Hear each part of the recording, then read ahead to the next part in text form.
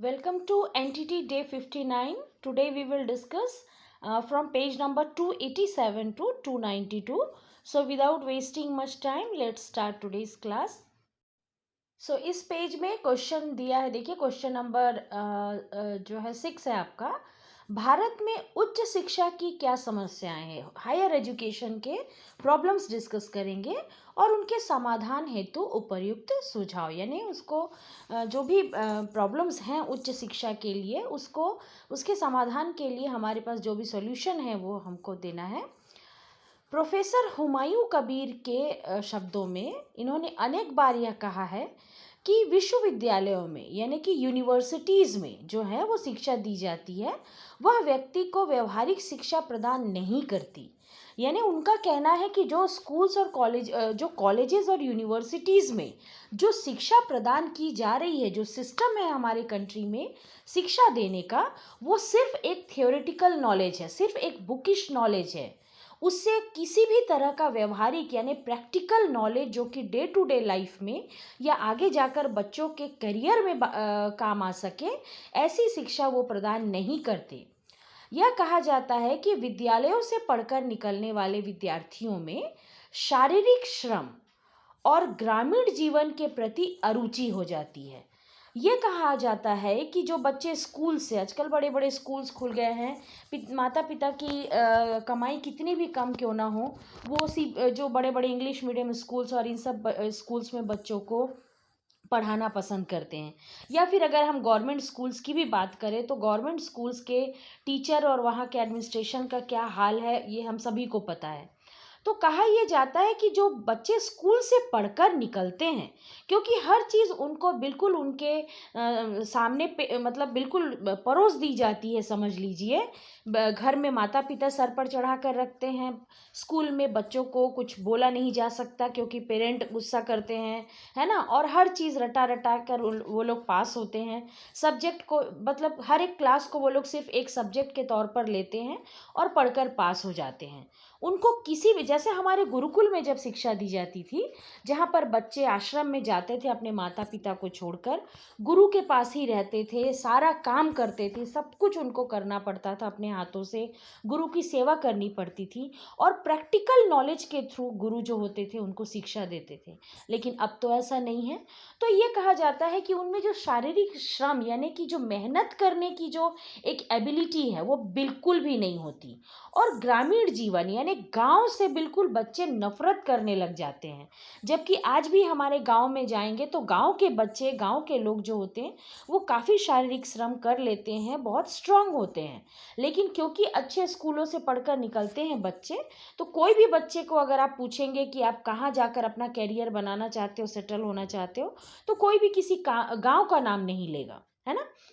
इस प्रकार विश्वविद्यालय एक ऐसा अभिकरण मीन्स एक ऐसा स्थान बन गया है जो गांव के योग्य और होनहार लोगों को शहर में खींच लेता है।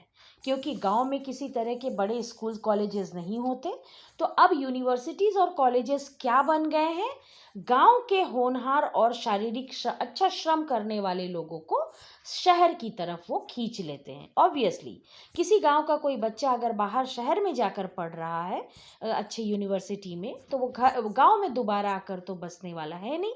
मतलब आउटसोर्सिंग हो गई गांव के अच्छे लोगों की किस तरफ, शहर की तरफ। लेकिन इस प्रकार क्या होता है, इससे गांव की हानि होती है। गांव के अच्छे लोग जो गांव में रहकर उसको डेवलप कर सकते थे, वो अब शहरों में चले जा रहे हैं। इससे हानि किसकी हुई, गांव की हुई। गांव छोटे से समाज में नेता बनने के बजाय जो अत्यंत सहजता से बन सकते हैं, ये ही अज्ञात जनसंख्या के एक हताश और कटु भावना से भरे सदस्य बन जाते हैं। गांव में क्योंकि कम लोग रहते हैं, अगर गांव से ही पढ़कर बच्चा, या गांव से ना भी पढ़कर कॉलेज में शहर में आकर पढ़कर बच्चा गांव में जा रहा है, तो गांव में बहुत कम लोग होते हैं, है ना। गांव में हर एक इंसान एक दूसरे को पहचानता है। सपोज आपको एक छोटा सा आपको एक नेता बनना है, तो शुरुआत अगर आप गांव से करते हैं तो ऑब्वियसली गांव का बच्चा बच्चा आपको जानेगा। लेकिन यही नेतागिरी अगर आप एक शहर से स्टार्ट करना चाहें, तो आपको गांव शहर के लोग तो क्या, आपको आपके आस पड़ोस के लोग भी ठीक से नहीं जानते हैं, है ना। तो इससे क्या होता है, वैसे भी शहर में इतनी जनसंख्या है, इतनी भीड़ भाड़ है, उसकी नौकरियों की कमी है, हर चीज़ की, हर रिसोर्स की कमी है। यहाँ पे हर इंसान भागा दौड़ी में हताश परेशान रहता है और कटु भावना से, यानी कि कड़वाहट रहती है सबकी सबके मन में, क्योंकि सभी परेशान हैं।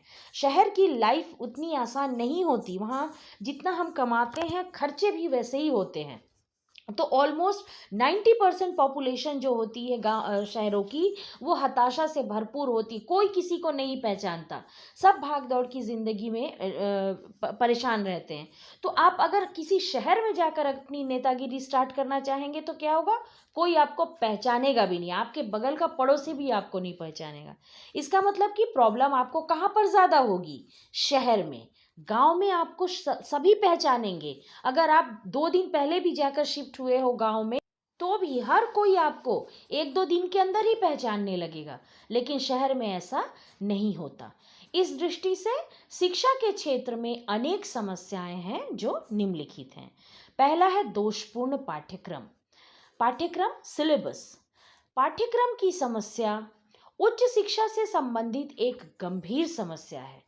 कहा जाता है कि यूनिवर्सिटी या कॉलेज का कोई भी पढ़ाई प्रैक्टिकली नहीं होती, ये सब थ्योरेटिकल होता है।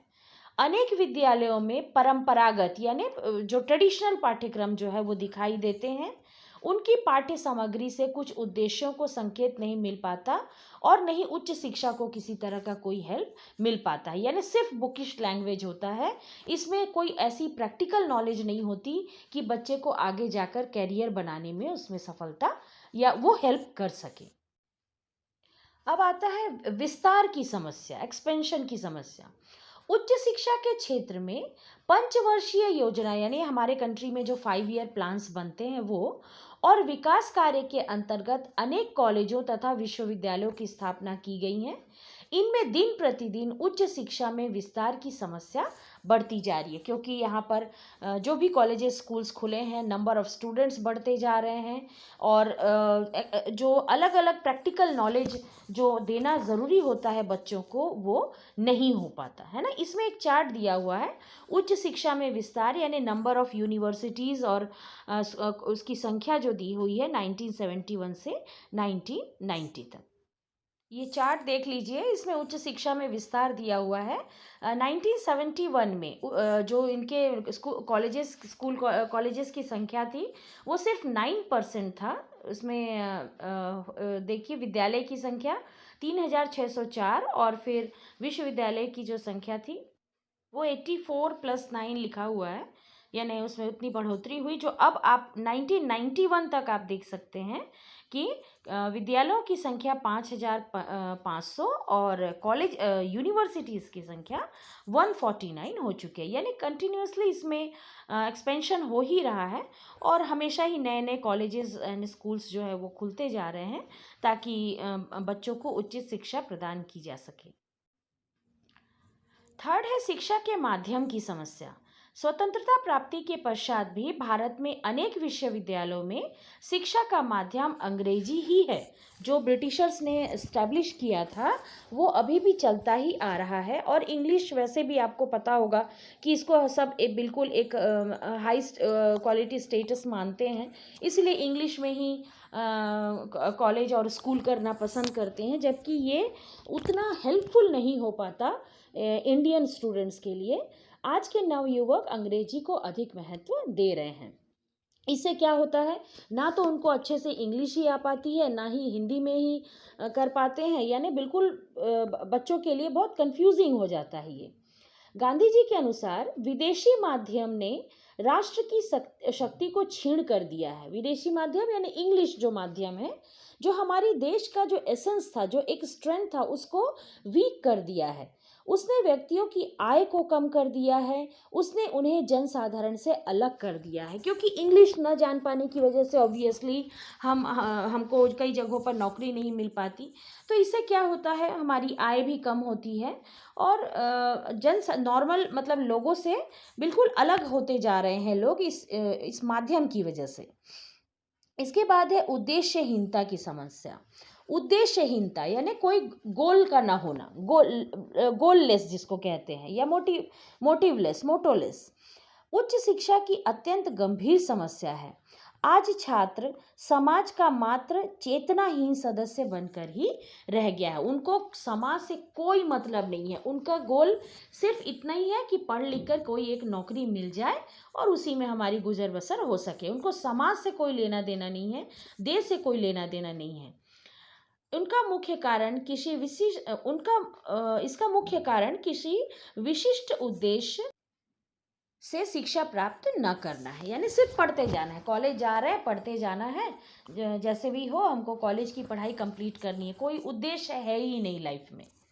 इस संबंध में गुन्नार मिडरल ने लिखा है कि यूनिवर्सिटीज की उपाधियां सरकारी नौकरियों हेतु पासपोर्ट थी, यानी बस क्या करना है, हमको वहाँ से सर्टिफिकेट लेना है ताकि हमको एक अच्छी सरकारी नौकरी, वो कैसी भी हो, सरकारी नौकरी मिल जाए। सरकारी नौकरी एक उस समय से ही, शुरू से ही एक अच्छी लाइफ का एक पासपोर्ट माना गया है उसको, है ना, कि सरकारी नौकरी होगी तो आपको अच्छी लाइफ होगी, सिक्योर्ड लाइफ होगी आपकी। शिक्षा शिक्षार्थियों को नौकरी हेतु न कि जीवन जीने हेतु तैयार करने के उद्देश्य से दी जाती है। यानी वहाँ पे हम कॉलेजेस और स्कूल्स और यूनिवर्सिटीज़ में शिक्षा लेने का उद्देश्य मात्र क्या है, उसका उद्देश्य है सिर्फ और सिर्फ नौकरी मिलना, ना कि एक अच्छा जीवन, एक अच्छा इंसान बनना। जबकि हमारे पुराने ज़माने में गुरुकुल वगैरह में जो शिक्षा दी जाती थी वो न सिर्फ लिविंग के लिए बल्कि एक अच्छा इंसान बनने की भी वहाँ पे शिक्षा दी जाती थी। आजकल के बच्चे सिर्फ सर्टिफिकेट गेन करने के लिए पढ़ते हैं, उसकी दी हुई टीचिंग से उनको कोई मतलब नहीं होता। शिक्षा में विशिष्टीकरण की समस्या। आज भारतवर्ष में ऐसे अनेक विश्वविद्यालय हैं, परंतु उसे शिक्षा में विभिन्न विषयों का विशिष्टीकरण पर जोर दिया जाता है। स्पेशलाइजेशन, किसी एक सब्जेक्ट में स्पेशलाइजेशन करो, है ना। अगर आपने एमबीबीएस किया है तो कोई एक उसमें एमडी करो, एमएस करो। आपने अगर ग्रेजुएशन किया है तो कोई एक सब्जेक्ट में पोस्ट ग्रेजुएशन करो, यानी विशिष्टीकरण पर दिया जाता है। फलस्वरूप किसी विषय में दक्षता प्राप्त करने के पश्चात छात्रों का दृष्टिकरण अत्यंत संकीर्ण बन जाता है। आपने बचपन से बहुत सारे सब्जेक्ट पढ़े थे, science, social, maths, Hindi, English, बहुत सारे, लेकिन पोस्ट ग्रेजुएशन जब आप करते हैं तो आपने सपोज एक मैथ्स में स्पेशलाइजेशन किया तो आपके दिमाग का दायरा कहाँ तक बंद हो जाता है, मैथ्स पर आकर। आप फिर मैथ्स ही बस पढ़ा पाते हैं, बाकी हर सब्जेक्ट से आप दूर चले जाते हैं, हर चीज़ से आप दूर चले जाते हैं। इसको बोलते हैं स्पेशलाइजेशन, ठीक है। इस संबंध में श्री सैदेन ने लिखा है, स्पेशलाइजेशन में एक तरह की संकीर्णता जो होती है वो अकाल्पनिक होती है। संकीर्णता यानी एकदम नैरो माइंडेड, सिर्फ मैथ्स तक सीमित रह जाना, जिसका परिणाम यह होता है कि विज्ञान वर्ग के शिक्षार्थियों को आर्ट्स या पोयम या सामाजिक विज्ञान आदि का ज्ञान नहीं होता। यानी जो साइंस के स्टूडेंट होते हैं उनको और बाकी किसी चीज़ का ना तो ज्ञान ही होता है ना लगाव होता है। वैसे ही अगर आर्ट्स का स्टूडेंट है तो उसको ना तो साइंस के बारे में पता है और ना ही मैथ्स के बारे में, जबकि क्लास 10 तक तो हमने सभी कुछ पढ़ा था, है ना। तो इस तरह से हमारा जो दिमाग होता है वो बिल्कुल सेंटर्ड हो जाता है किसी एक सब्जेक्ट की तरफ। अब आते हैं समस्या का समाधान। शिक्षा के माध्यम की जो समस्या है उसके समाधान के लिए सिलेबस का चयन विद्यार्थियों की अभिरुचि के अनुसार दिया जाए। बच्चे जो पढ़ना चाहे, हो सकता है कि बच्चे को मैथ्स अगर वो पढ़ रहा है तो उसके साथ साथ उसको हिंदी भी पसंद आती हो, या उसको उसमें साइंस भी पसंद आ रहा हो, या उसको पोइट्री, लिटरेचर या कोई म्यूज़िक कुछ पसंद आ रहा हो, तो उनको इसको सेलेक्ट करने की जो है वो सहूलियत मिलनी चाहिए। सिलेबस फ्लेक्सिबल हो, लचीला हो, यानी ज़रूरी नहीं है कि साइंस का बच्चा आर्ट्स का या मैथ्स का या कॉमर्स का कोई सब्जेक्ट नहीं पढ़ सकता, ऐसा नहीं होना चाहिए। और परिस्थितियों के अनुसार परिवर्तनशील होना चाहिए। सपोज अगर बच्चे को इस सब्जेक्ट में रुचि नहीं मिल रही है तो उसको ये मिलना चाहिए चांस कि वो उस सब्जेक्ट को चेंज कर सके। दूसरा, इस समस्या के समाधान के लिए अंग्रेजी को उच्च शिक्षा का माध्यम ना बनाया जाए। हमेशा उच्च शिक्षा का माध्यम इंग्लिश होता है। इससे हमारे देश की 70% आबादी जो है गांव में बसती है।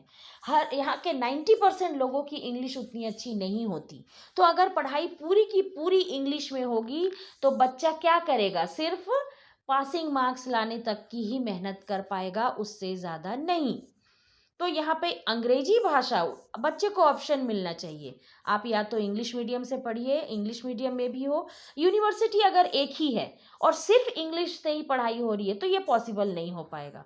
उससे अच्छा उसको ऑप्शन मिले कि इंग्लिश या हिंदी दोनों ही आप उससे कर सकते हैं। इस समस्या के समाधान हेतु अनेक आयोगों ने समय समय पर अपने सुझाव प्रस्तुत किए हैं।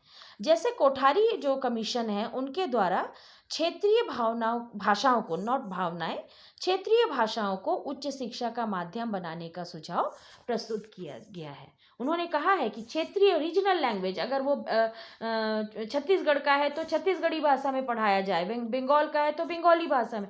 जैसे आपने सुना होगा कि अब एमपी एक ऐसा स्टेट है जहाँ पर मेडिकल जो स्टूडेंट हैं अब वो हिंदी में भी पढ़ाई कर पाएंगे।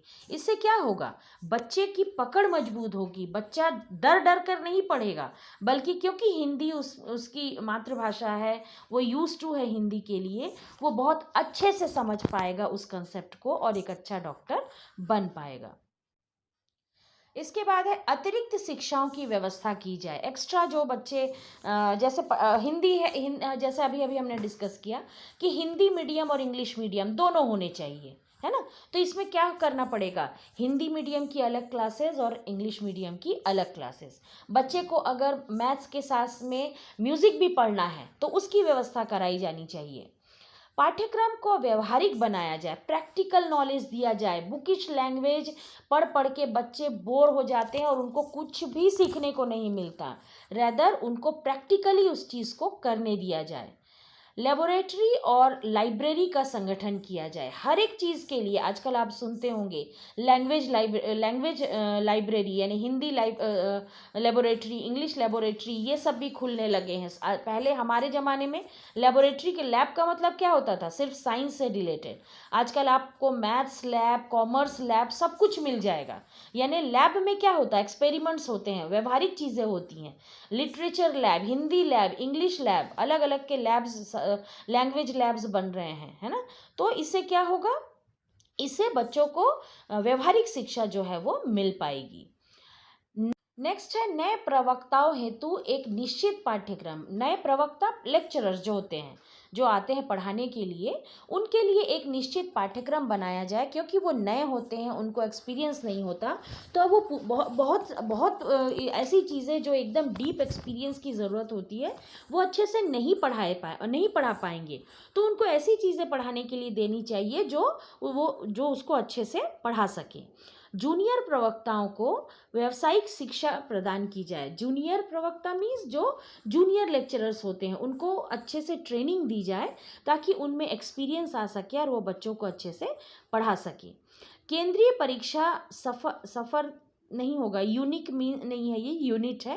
केंद्रीय परीक्षा यूनिट की स्थापना की जाए, यानी सेंट्रल यूनिट बनाना चाहिए एग्ज़ाम के लिए। सभी का जो एग्ज़ाम्स होते हैं वो किसी एक हेड ऑफिस से संचालित हो, ताकि कॉलेज अपनी मनमानी जो है वो न कर सके।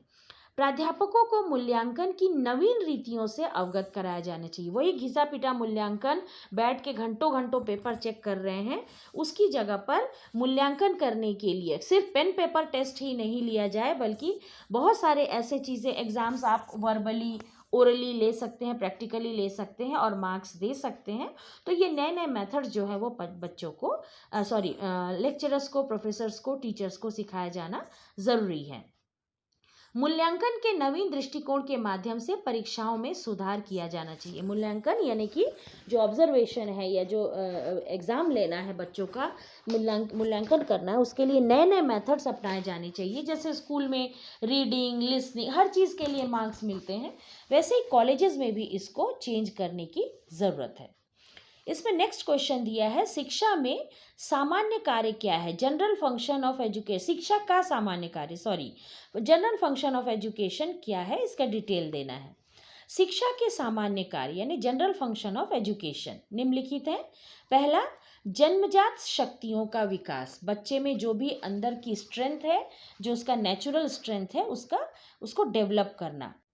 पेस्ट्रोलॉजी के अनुसार शिक्षा मनुष्य के जन्मजात शक्तियों का स्वाभाविक, जन्मजात शक्ति यानी बॉर्न जो उनकी स्ट्रेंथ होती है, हिडन स्ट्रेंथ होती है, उसका स्वाभाविक यानी कि नेचुरल, सामंजस्यपूर्ण यानी सामंजस्य कोऑर्डिनेशन के साथ और प्रगतिशील विकास है, यानी इससे शिक्षा से इनका ओवरऑल डेवलपमेंट होता है।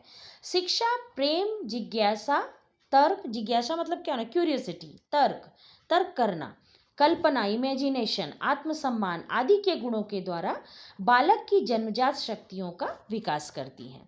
दूसरा है भावी जीवन की तैयारी करना, फ्यूचर की तैयारी। शिक्षा बालक को भविष्य के जीवन को व्यतीत करने के लिए तैयार करती है।